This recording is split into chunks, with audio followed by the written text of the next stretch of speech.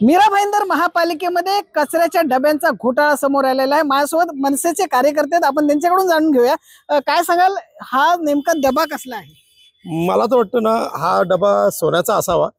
कारण की एवढं जर महाग आणि एवढा जर पद्धतीने जर एवढ्या करोडचा असा हा जो विषय आहे, एवढ्या कमी म्हणजे उदाहरणार्थ 10 रुपयाची जर गोष्ट असेल तर ती अक्षरशः 40 ते 50 रुपयाला घेतली जाते. म्हणजे कुठेतरी खूप भ्रष्टाचार आहे. हा लोकांचा जनतेचा टॅक्सचा पैसा आहे आणि तो असा वाया जायला नको. आयुक्त साहेबांनी यावर खूप विचारपूर्वक पुन्हा निर्णय करायला हवा, असं माझं एक सामान्य नागरिक म्हणून पण असं मत आहे. या ठिकाणी ह्याचा पुनर्विचार केला पाहिजे। तुम्ही काय सांगाल? मला असं म्हणायचं आहे की याच्या आधी अनेक घोटाळे असे झालेले आहेत आणि हे काय नवीन नाही आहे.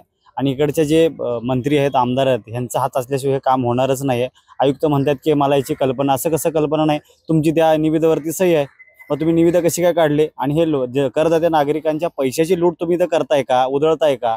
या अशा गोष्टी या वारंवार शहरामध्ये होत असतात.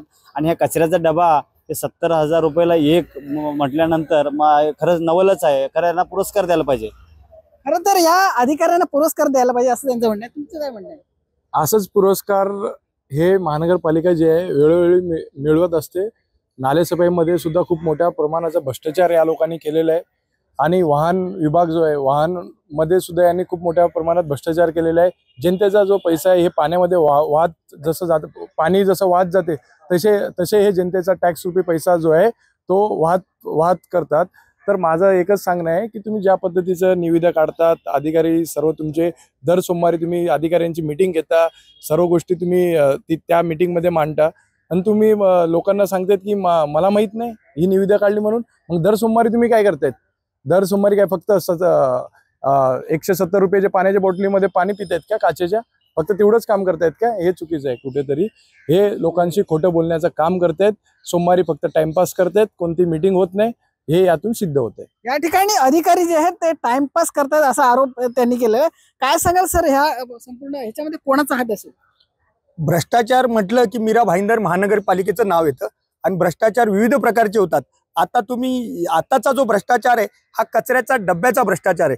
आणि हा कचऱ्याचा डब्बा 70,000 रुपयाला एक अशा पद्धतीने हा सोन्याचा डब्बा आणण्याचं काम मीरा भाईंदर महानगरपालिकेचे आयुक्त आणि आमदार करत आहेत.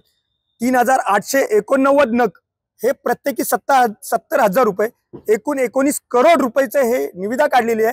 हे निविदा काढण्यामागे आमदार, इकडचे मंत्री, इकडचे अधिकारी, आयुक्त हे संगनमताने भ्रष्टाचार करत आहे. यामध्ये मी फडणवीस साहेब असतील, शिंदे साहेब असतील, अजित पवार असतील, यांना विनंती करतो की असे जर अधिकारी, असे जर आमदार असतील तर तात्काळ त्यांची चौकशी करून या अधिकाऱ्यांना निलंबित करावे आणि या आमदारांवर कारवाई करावी. जर या ठिकाणी काहीच कारवाई झाली नाही तर मनसे काय करेल?